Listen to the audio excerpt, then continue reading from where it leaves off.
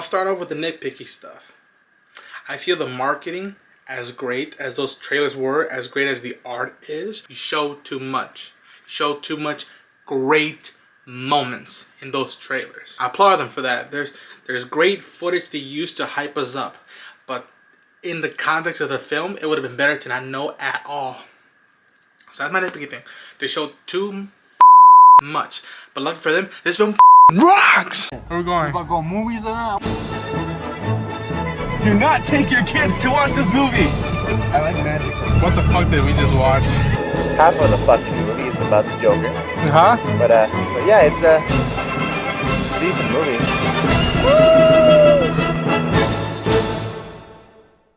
This film rocked.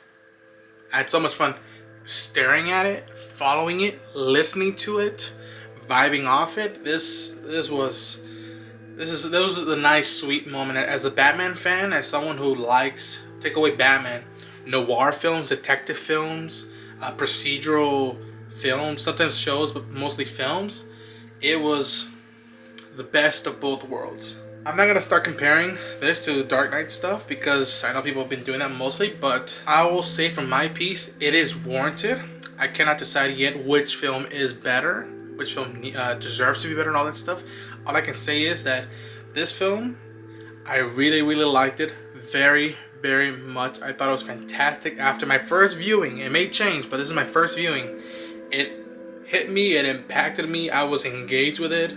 It delivered. Where it will be in the grand scheme of things for Batman films, I don't know. I think this is a solid entry in addition to that lore and belovedness of what this character means to a lot of people, including myself.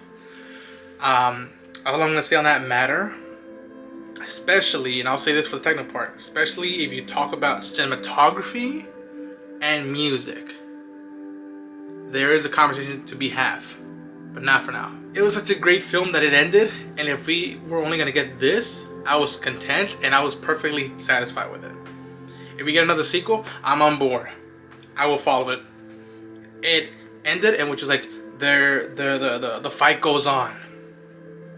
We tease the character, but the fight goes on, and that's it. This is what it takes to be the Batman. And the cast just disappears into these characters. I didn't see Zoe Kravitz on the screen, although she performed excellently. I saw Selena Kyle on that screen. Different interpretation, but I saw the essence of that Selena and the juxtaposition where she goes from criminal to anti-hero and all that essence, and how she goes back and forth with Batman. Colin Farrell, in case a lot of you did not know this, Colin Farrell is the Penguin, is Oz, and he just ignites each scene, each frame he's in. You see on the big screen, he just takes over. He is the Penguin. Take it easy, sweetheart. Andy Serkis' Alfred, you can tell he's been through stuff and solely, wholly wishes Bruce had another life. And yet, there's a moment where they clash heads about history, and you just wait to see them just talk things out. Jeffrey Wright as James Gordon, he is a good cop. To the fact that in a room where his career is on one side and the vigilante is on the other side, he stands up for both sides and says, let's talk things out, and has the Batman's back. There's a wrong way, there's a right way to do this stuff.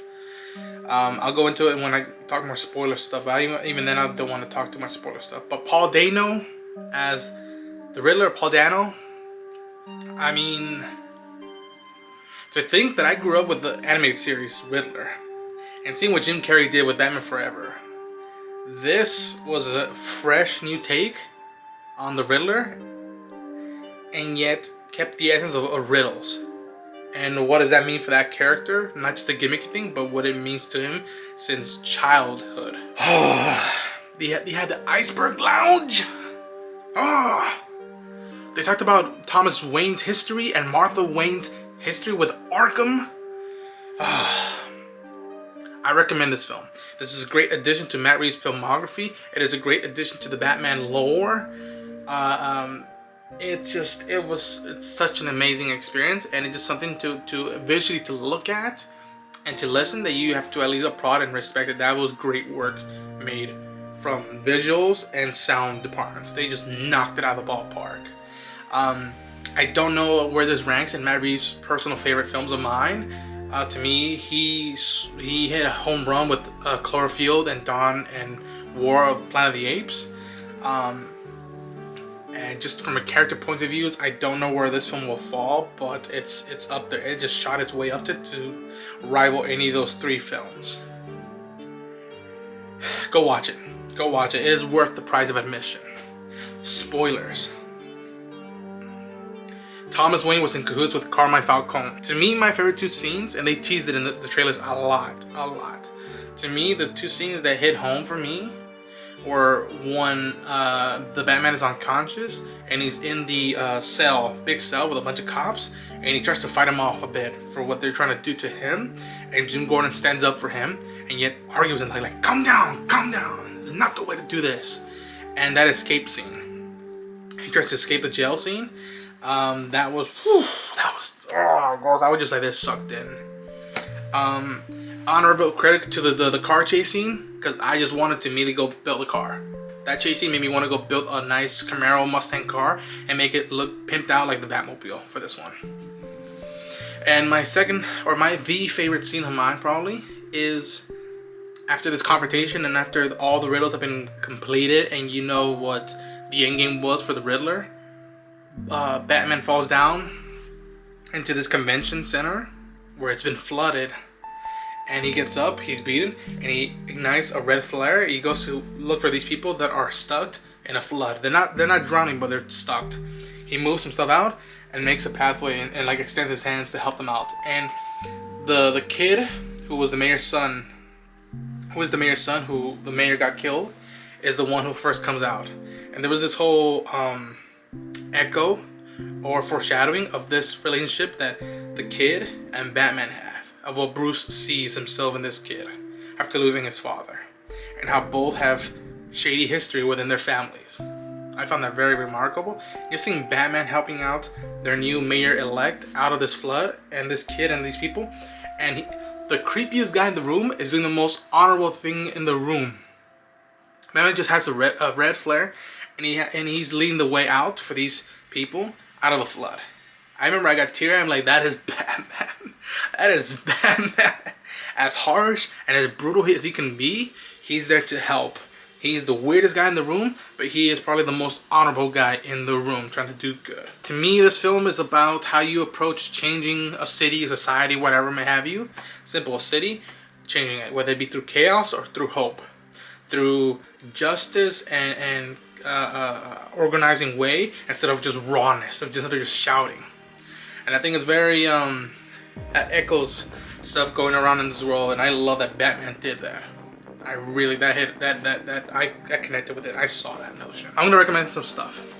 I'm gonna recommend you guys go read Batman Year One. Go read that. This is up this film's alley. Go read Ego, I believe. I haven't personally read it, but I heard that this was a deep cut that Matt Reeves looked for stuff. Go read The Court of Owls by Scott Snyder and Greg Capullo.